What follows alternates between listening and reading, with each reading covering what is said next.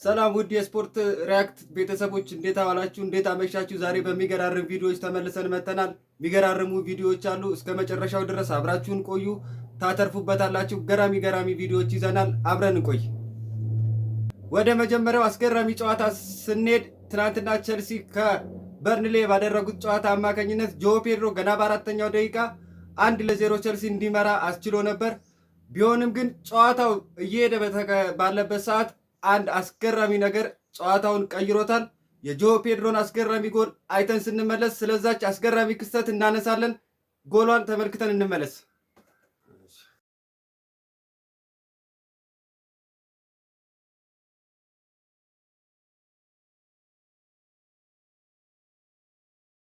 ያው እንደተመለከታችሁት ጆ ፔድሮ ገና በጊዜ ጎል አስገብቶ ጨዋታውን መጨረስ እየቻለ ቸልሲ ብዙ እድሎችን ካባከነ በኋላ ጨዋታው በዊዝሊ ፎፋና ቀይ ካርድ ምክንያት ሙሉ ለሙሉ ተቀይሯል።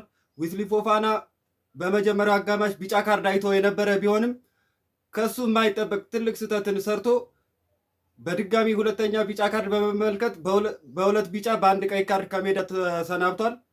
እንግዲህ ይሄ ክስተት በመጨረሻ ላይ ለቸልሲ ዋጋ መክፈል እንዲሁም ለቸልሲ ነጥብ መጣልና ዋጋ እንዲከፍሉ አስደርጓቸዋል። ጆ ፔድሮ በጊዜ ጎል ያስቆጠረበት ብቃቱን ተመልክተናል።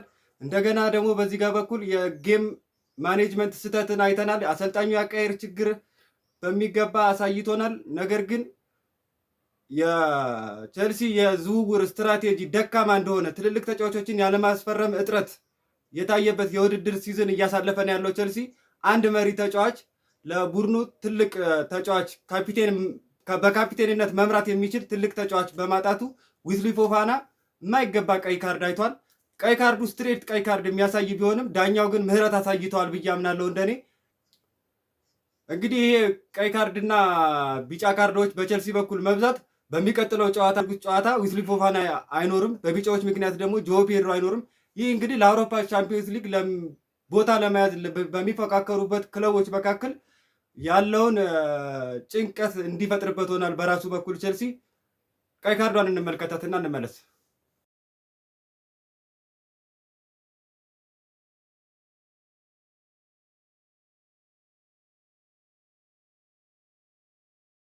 ተመልካቾች እንግዲህ እንዳያችሁት ዊዝሊ ፎፋና የማይገባ ቀይ ካርድ ነው ያየው። ዳኛው ስትሬት ቀይ ካርድ መስጠት ይችሉ ነበር ቅድም እንደነገርኳችሁ።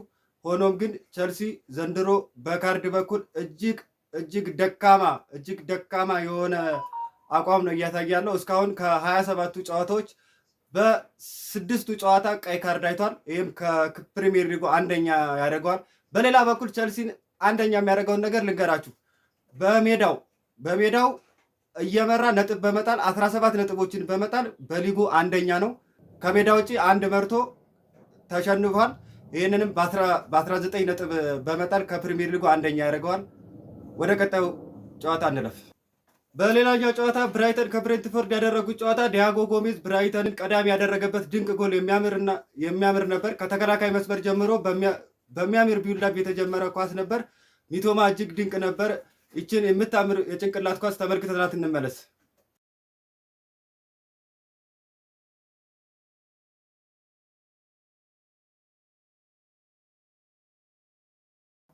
እንግዲህ ጎሉን እንደተመለከታችሁት ነበረ። ባለፈው ሳምንት ብሬንትፎርድ ከአርሰናል ጋር ባለፈው ምን አይነት ጨዋታ ሲጫወት እንደነበር የሚታወስ ነው። ወደ አውሮፓ ውድድር ለመመለስ የነበራቸውን ተስፋ ያዳከመ አቋም እያሳዩ ባሉበት ሰዓት ሁለተኛ ጎል ተቆጥሮባቸው ብራይተን 2-0 ማሸነፍ ችለዋል።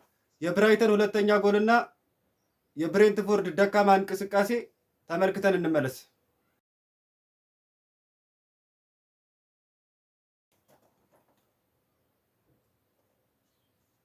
ያው እንግዲህ እንደተመለከታችሁት የብራይተንን አስገራሚ ጎል የቀድሞ የአርሰናል እና የማንቸስተር ዩናይትድ እንግሊዛዊ ኮከብ ዳኒ ዌልቤክ ነበር ያስቆጠረው። ጎሏ እንዳያቸዋት የምታምር ነበረች።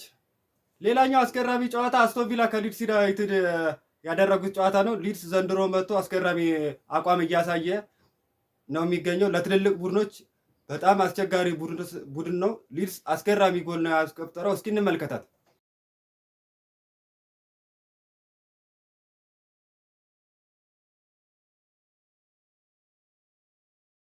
ምን አይነት አስገራሚ ቅጣት ምትን ያየ ነው። አርጀንቲናዊን ኮከብ ሰርፕራይዝ ነው ያደረገው ከረጅም ርቀት። ምን አይነት ጎል! በጣም እጅግ የሚያምር ጎል ገትሮ ነው ያገባ ማለት ይቻላል። ገትሮ ከዚህ ጎል መቆጠር በኋላ እንግዲህ አስቶን ቪላ ተጭኖ ለመጫወት ሞክሮ ነበረ። ይህም እቅዱ ተሳክቶለት በመጨረሻ ባለቀ ሰዓት 89ኛ ደቂቃ ላይ ታሚ አብርሃም በጥር ተጫዋቾች ዝውውር ወቅት ነው ከጣሊያን ወደ አስቶን ቪላ የተቀላቀለው። 89ኛ ደቂቃ ላይ እጅግ አስገራሚዋን ጎል አስገብቶ አስቶን ቪላ ከመሸነፍ ወደ አቻ መልሶ ጨዋታው 1-1 እንዲያልቅ ሆኗል። ታሚ አብርሃም ያስገባትን እጅግ ድንቅ ጎል እንመልከትና እንመለስ።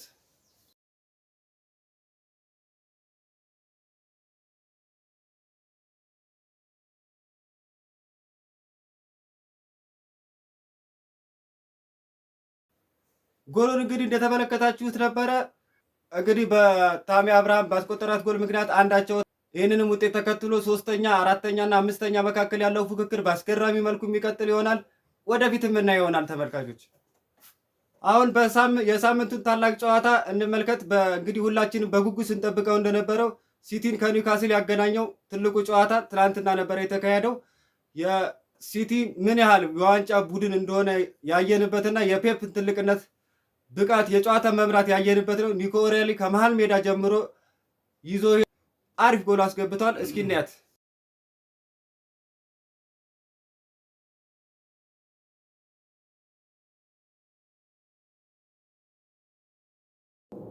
ከኒኮ ኦሬሊ አስገራሚ ጎል በኋላ ኒውካስሎች ተጫውተው አቻ ለመሆን ችለው ነበር።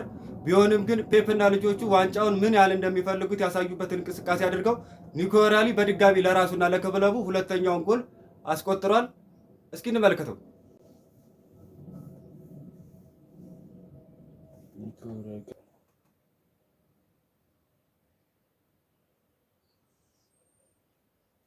ጎሎን እንዳያችሁት ነበረ። እንግዲህ የትናንትናውን የሲቲ ማሸነፍ ተከትሎ አርሰናል ላይ አፍንጫቱን መተንፈስ ጀምሯል።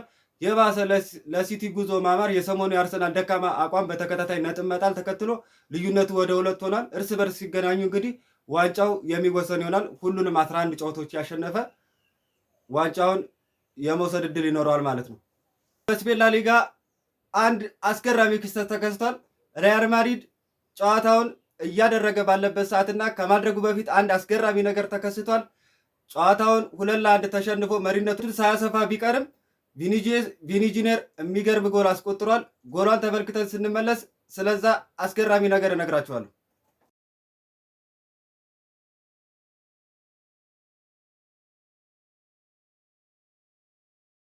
ውድ ተመልካቾች ጎሉን እንዳያችሁት ነበረ። ቪኒ ጁኒየር የራሱን የግል ብቃት ያሳየበት ጎል እንደሆነ አምናለሁ። እንግዲህ ወደ አሳዛኙ ክስተት ስመለስ ቪኒ ጁኒየር ላይ የተከሰተ ነገር ነው። ጨዋታው ከመጀመሩ በፊት ወደ ሜዳ እየገቡ ባሉበት ሰዓት የተቃራኒ ቡድን ደጋፊዎች ቪኒ ጁኒየር ላይ በተደጋጋሚ ሲጮሁበት ነበረ። እንዲሁም በጨዋታው መሃል ቪኒ ጁኒየር ላይ ኳስ በነካ ቁጥር ሲጮሁበት ነበረ። ነገር ግን ይህ ነገር እሱን እጅግ ድንቅ ከመሆን አላገደውም። በፊት እንደነገረን እኔን ሲሰድቡኝ፣ እኔን ሲናገሩኝ ይባስ ያበረታቱኝና ጎል አስገብቼ አፋቸውን ዝም አስብላቸዋለሁ ብሎ እንደተናገረው ተናግሮ ቃሉን አጥብቆ ወጥቷል። ቪኒ ጁኒየር ይመቸው። ወደ ጀርመን ቡንደስሊጋ ስናልፍ እንግዲህ ትናንትና መሪው ባየር ሙኒክ ኢንትራ ፍራንክ ባሸነፈበት ጨዋታ ብዙ አስገራሚ ነገሮች ነበሩት። ጨዋታው እጅግ የሚያምር ነበረ። ሃሪኬን ጎል አስቆጥሯል። ከጎል ማስቆጠሩ በላይ ደግሞ በጨዋታው መጠናቀቅ በኋላ እሱን በተመለከተ አንድ አሪፍ ነገር አይተናል። ጎሉን እንመልከትና ስለዛኛው ነገር እነግራችኋለሁ።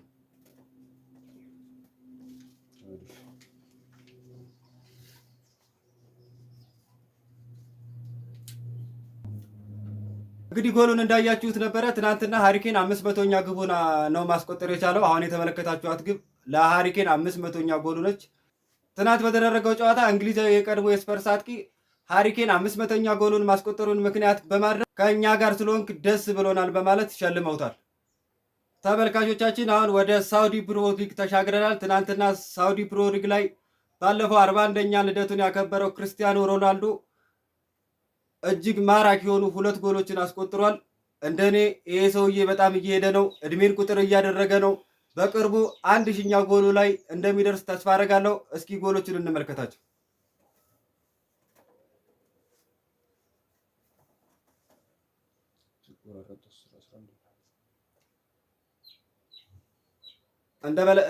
እሺ እንደተመለከታችሁት ነበረ እንግዲህ ክርስቲያኖ ሮናልዶ በጣም ከባለፈው ውዝግብ በኋላ በአስደናቂ መልኩ ተከታታይ ጨዋታዎች ላይ ጎል እያስገባ ይገኛል። የዛሬው ቪዲዮ የተመለከታችሁትን ይመስል ነበረ። በቀጣይ ቪዲዮ እስከምንገናኝ በቸር ቆዩን። ላይክ፣ ሰብስክራይብ፣ ሼር ማድረግ እንዳትረሱ። ቸር ቆዩን።